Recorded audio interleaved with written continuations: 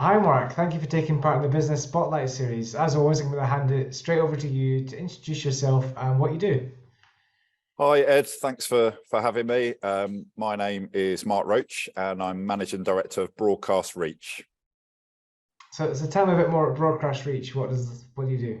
So Broadcast Reach, we do broadcast PR, podcasts, media training, and lots of other things as well. So we're essentially a media, broadcast, and PR agency. Fantastic. And how long have you done that for? Started in the summer last year, so we're still in kind of startup mode and dealing with all the challenges that go with that. But yeah, onwards and upwards. Yes, lots to do then, basically, right? Yes, yeah, And yeah. what was it that inspired you to start the business?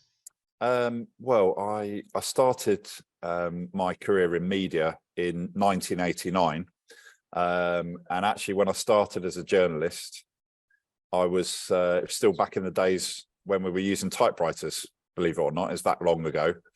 So everything's evolved since then. There was no social media or smartphones back then, so it's been interesting to see how things have developed. So from a day started out in journalism, and prior to that I'd done some marketing work as well. I then progressed into PR and broadcast.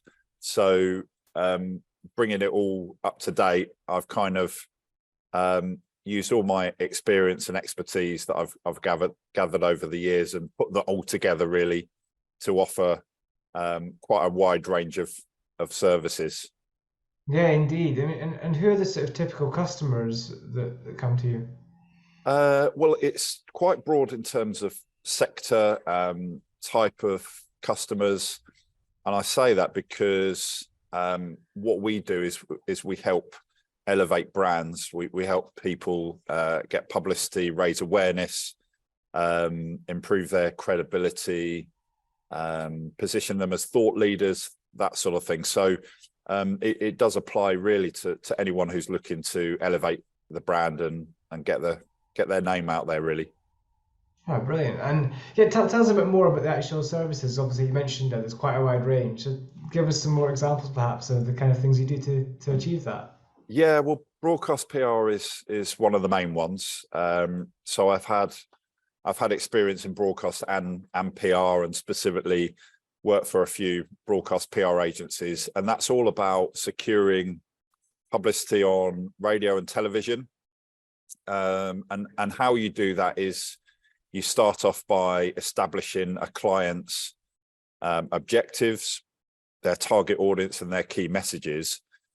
And then our role really, as a broadcast PR consultancy, is to translate that into a story that we know is going to be of interest to the media. So that's how we help generate publicity.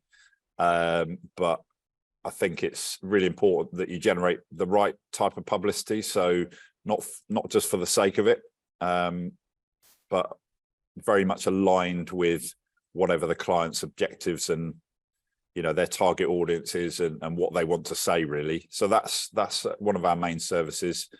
The other service we provide is podcasts. So podcast launches, we manage podcasts, all of the production that goes with that. You can do an audio and a visual podcast, and again, everything is aligned with whatever the client is looking to achieve, really. So that's another key service. And then media training. So I've got a team of media trainers. One of them is Tom Watt, who used to be Lofty in EastEnders.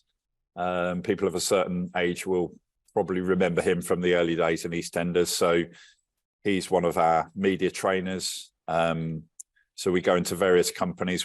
We did some media training for a video games company recently in London, and lots of other services to do with media, PR, broadcast. So we can help with live streaming, with video, with consumer PR, and lots of other things beside as well. So it's all kind of aligned to help elevate a brand, really, I would say.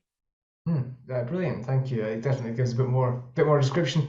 So I'm just keen to pick up on one thing you said there, which was that it's important, obviously, to align to the values and to the right target audience, I guess, for the clients. Do you find that they're often clear on that, or do you sometimes have to get involved in helping them to identify exactly who they want to reach? It depends, and part of the enjoyment of doing this is really that you can help a client based on your knowledge and your expertise, because sometimes they will have a good idea of what they want to achieve. Sometimes they want to achieve coverage, but actually when you break it down, they think it's a good idea to achieve coverage because it will help sort of raise awareness and get them some publicity. But you can really help them by asking them questions about why they want to gain publicity. What's the aim? So it's very easy to sort of secure publicity that doesn't necessarily help them, and then it's publicity for the sake of it. So there are ways that you can help clients, for example, market research. So if you commission some new market research that's aligned with the client's objectives and their key messages, that by very definition creates a unique story. So that's going to appeal to media because it's something new that they haven't heard before. And then the client is in control of that. So I'd say short answer to your question is sometimes they do know exactly what they want. Sometimes they just need some help. They know that they want to get some publicity, or they want to raise awareness, but they're not sure how. So either way, we can help. Thank you. Yeah, good answer. And what are the aspirations for the company in the next 5 years? I would say the first aspiration is to keep going and to keep evolving, really, because I think that's important to adapt. So sometimes you'll encounter opportunities and different projects that you can work on, and you have to be quite flexible and adaptable, and it's always about finding solutions. So it's just building that up and taking on new clients and just really moving forward and helping as many clients as we can, really. Excellent. And then on the other side of that, what would you say are the challenges moving forward for the business? Well, I think with many business owners, it would be the same, in that you just kind of want to get on and do what you're good at, what you enjoy doing, what your experience is, what your expertise is. And some of the periphery stuff that you have to do, like the accounts and the legal stuff, all that sort of thing, I would class those as challenges. So I think it's important to work with the right people who can help you and make your life a bit easier.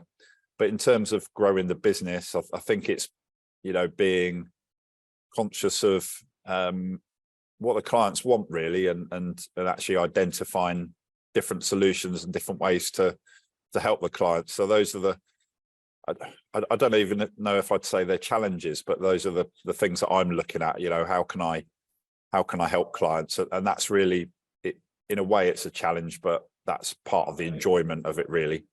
Yeah, really, the most important part. Yeah. Great. And look, you mentioned obviously it started last summer. I'm sure there's been quite a lot of interesting experiences and things you've learned over that time. What's been the key thing that stands out in terms of learning as a business owner? I think it's learning from the people around you and surrounding yourselves with good people. So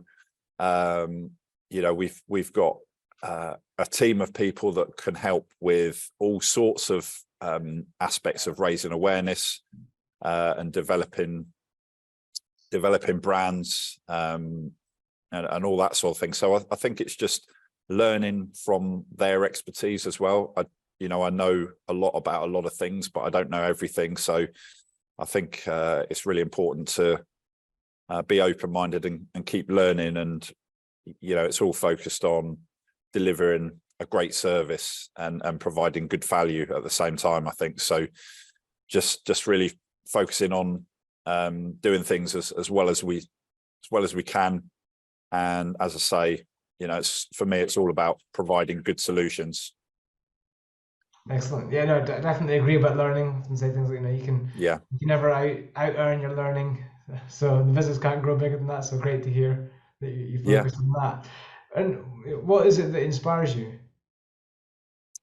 Well, I think how I got into journalism in the first place and what still inspires me is I'm a creative person. I like creating projects, putting projects together. I like building a network of people. So again, it comes back to that word solutions. So if somebody comes to me with a specific aim, or it might be a challenge that they're facing, it's all about how can I use my team of people, a collaborative approach with the client to make sure we find the best solution possible, really. So that's always my focus, I would say. Brilliant. And look, as a final thing, is there any news or any offer you'd like to share with the audience?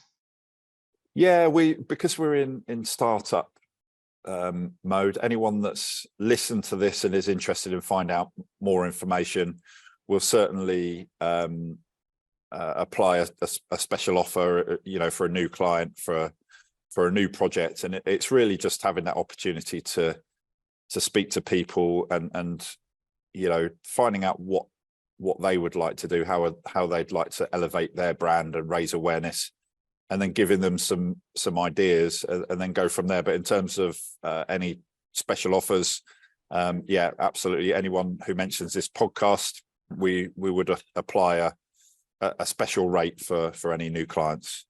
That's amazing. Thank you very much for that. So hopefully you'll get some good inquiries, and look forward to seeing what happens over the next years as you grow, as mentioned. So look, Yeah, thank you very much you. for taking part, Mark. It's been great to find out more what you do. Yeah, thanks, Ed. Good to speak to you. Appreciate your time. Start up, lots and lots of things to do, many hats. So thank you for that. Yeah, thanks, Ed. Thanks, Mark.